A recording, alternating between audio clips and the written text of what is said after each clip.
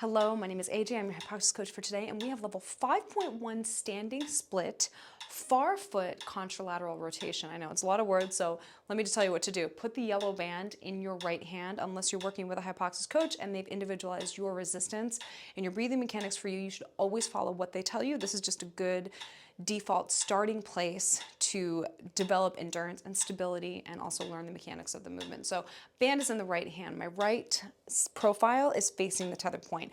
I'm going to step forward with my left foot. So we have a 4-foot stride length, as is true with all of the standing splits, 2, 3, and a 4. So it's a nice long stride length here.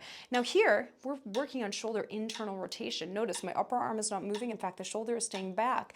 And I'm split squatting here, and I'm also doing that standing split upright. There's no movement in the low back. You can put your hand on your low back and make sure there's no movement in the low back as you perform this movement. So we're getting a lot of core, a lot of shoulder rotator, and a lot of glute, a lot of everything really. Press your head back into your hand here and also simultaneously lift it up off of the shoulder, so you're always increasing your height with this movement. You're going to stare at your knee. There's a fixed gaze when you're in the hinged position, and then when you're upright, you're going to move the gaze to panorama. That gaze specificity is strategic and important for joint mechanics and also for nervous system.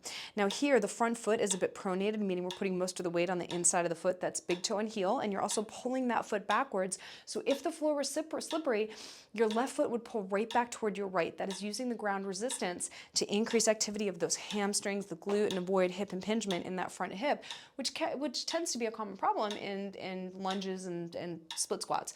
And so this is why we're optimizing using specific ground resistance, gaze specificity, breath work to make sure that we're staying very safe.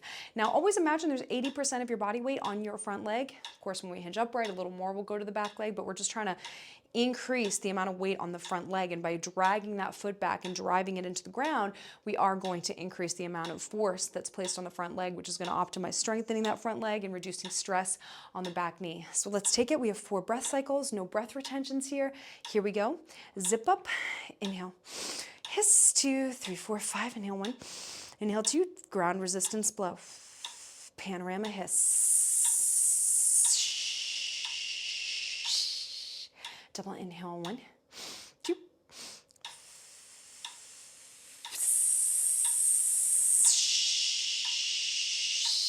Loosen the ribbon. Inhale. Inhale.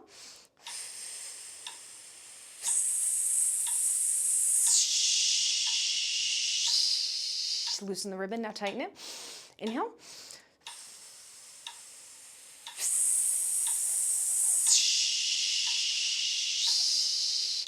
And I finished. Whew.